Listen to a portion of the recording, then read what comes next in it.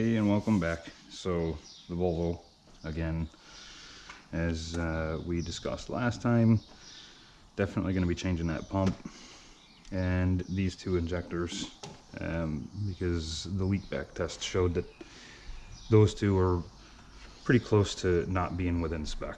So and according to Vita, which if you don't know is Volvo's proprietary software for diagnostics and programming, I can see the fuel pressure at the rail, which is down here, and it isn't quite what it should be, so I know that the pump needs to be replaced. So that's what we have here. This is what it looks like on the engine side of it.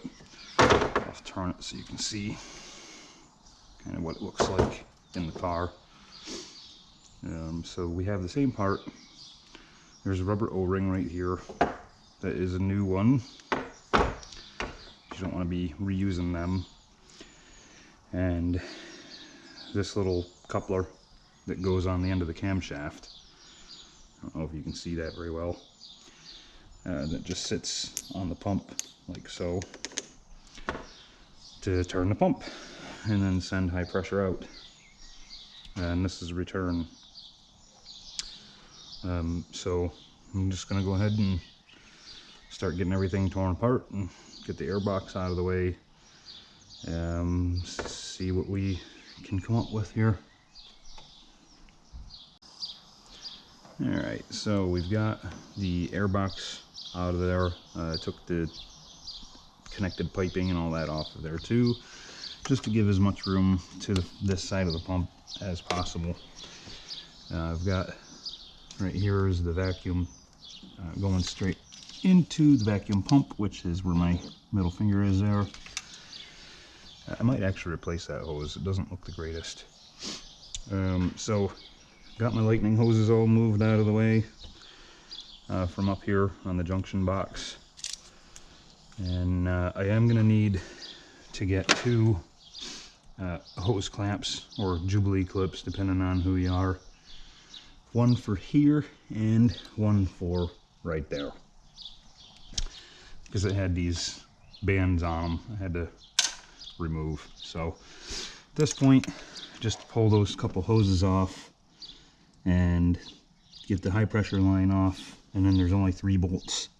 There's one back here, on here, and one here, and then the pump just comes off. So I'll go ahead and start removing some hardware and give you an update. So we've got all the hardware broke loose. I've got them hoses off, just on the last couple of bolts here, and a little bit tricky to get your fingers in there to get them out.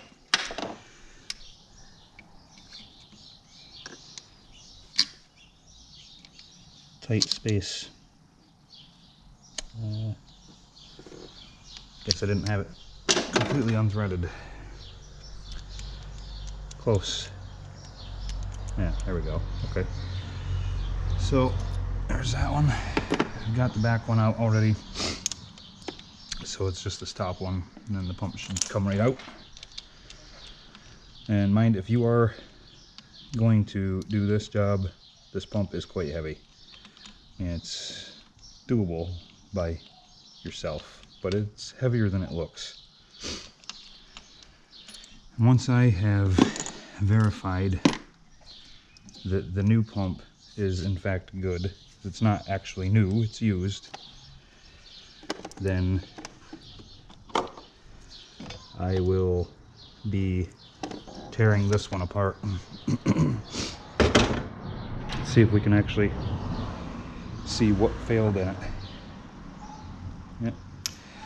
Alright, well, there's the pump, and there's the camshaft and where the pump sits. Don't know how well you can see in there, but everything in here looks good. Oily.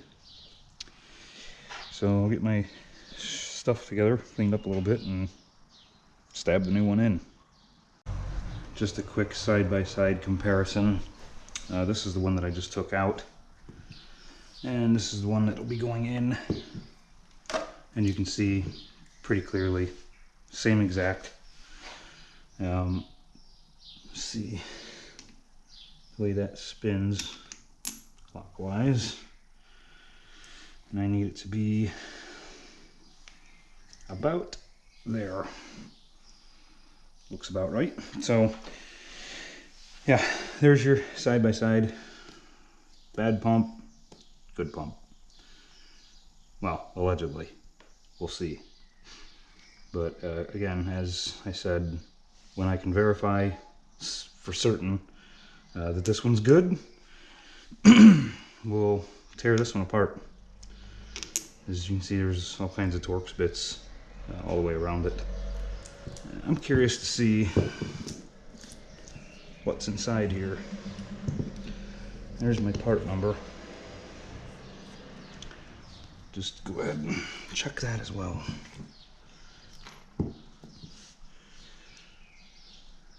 $868-591. Okay, well, part numbers are exactly the same as well. A little bit of fuel leaking out of there. Okay, so I'm going to go ahead and stab the new one on and give you an update after that.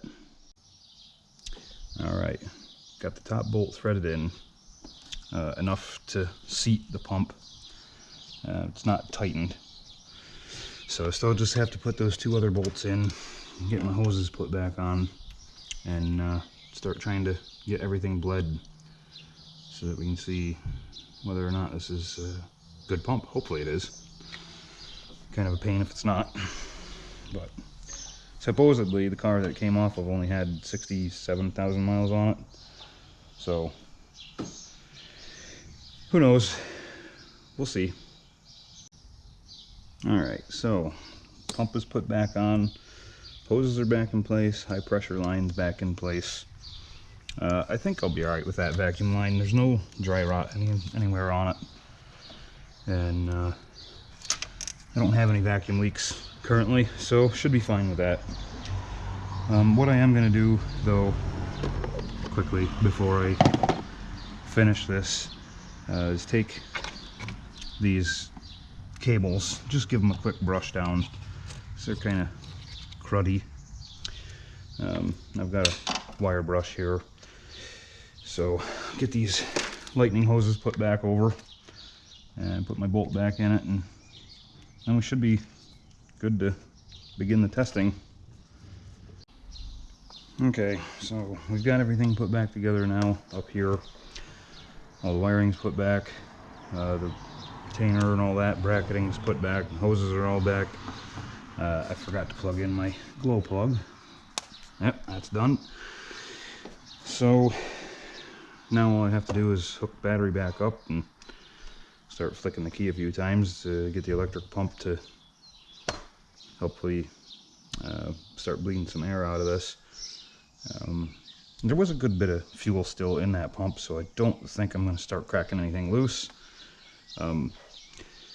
Just because there are seals behind these things, so cracking them loose, you're running somewhat of a risk of making them leak. So I'm going to try to avoid that if possible. Alright, next get the battery hooked up and do a first start. Alright, let's start cycling this key. Get that electric fuel pump running.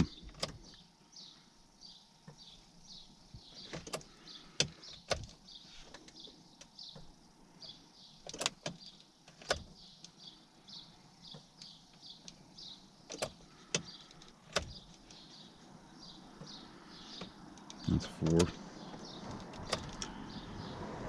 I don't think you can hear it in the camera, but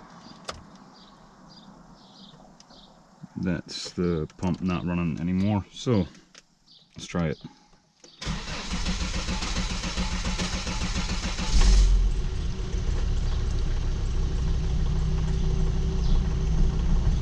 Give it a few seconds to work out any air that might be in it.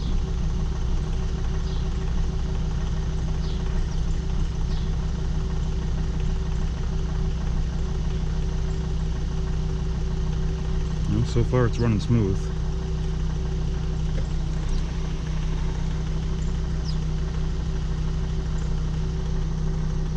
Shut it off and restart it.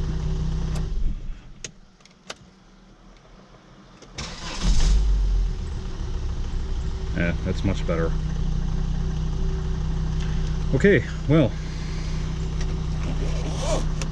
with that done, I'm going to finish buttoning up everything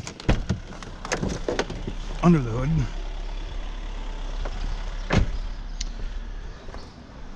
Get my tools and stuff put away. Just double check that I don't have any leaks anywhere, which does not look like I do yet anyway. And then I will take it for a drive and take you along for it. Alright, that appears to be all good so far anyway. So what we're going to do, I'm going to throw that back on and go for a drive and just make sure everything is kosher. But so far everything looks alright. I don't have any leaks. Running much better. Starting a lot easier. So obviously it's getting the pressure that it needs at the fuel rail to start opening the injectors. So I'll finish buttoning everything up here and then we'll go for a ride.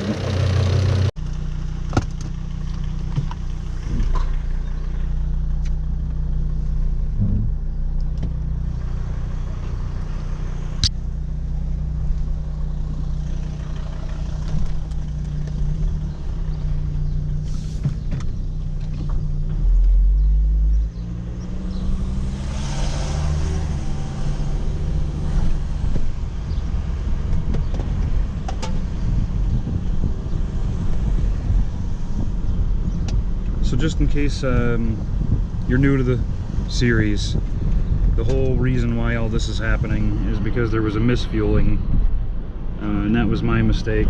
I pumped in 22 liters of petrol into the car, and I trashed the pump, and I trashed a couple of those injectors. So this is the result, having to diagnose and repair as necessary. So could be worse. It could be worse. I think I got lucky with the injectors, at least. They all could have been destroyed, but it seems only 2 of them got damaged, and technically they're still within specification, so I could get away with continuing to use them probably. But to keep the car in the best possible working order, chances are I'm going to eventually replace all 5 of them, but definitely start with the 2 that are close to spec. So far the car's running great, just like it used to before the mishap. It's kind of hard to get any acceleration. As you can see, there's kind of busy traffic today, but go down this back road, should be able to give a better feel.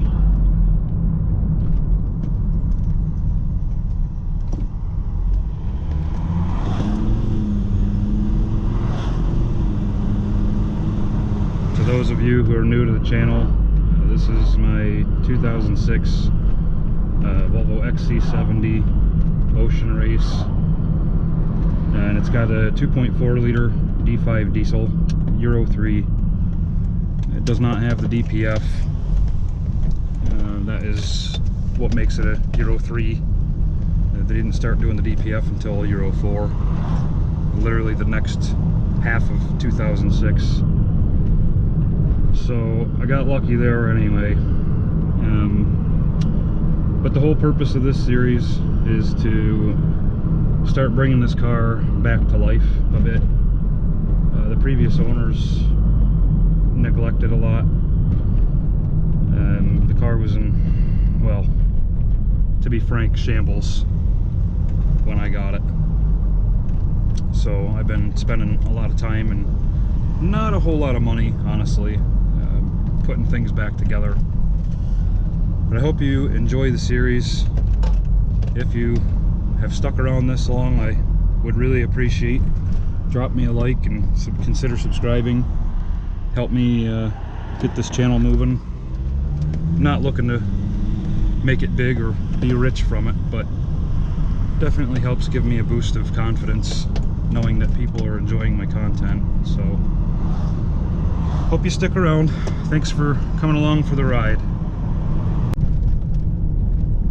Quick update now that we're up to full operating temperature, if you can even see that. Everything is golden. My boost pressures are fine. I'm not getting any blue smoke. Oil pressure's good. I'm gonna go ahead and give it a little goose.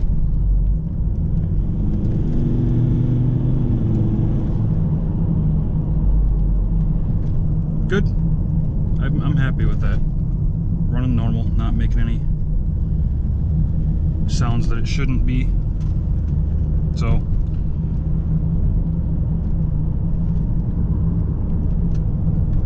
yeah, everything looks good to me. So I'll go ahead and take it home, double check everything, make sure we don't have any leaks, and go from there. Thanks for watching.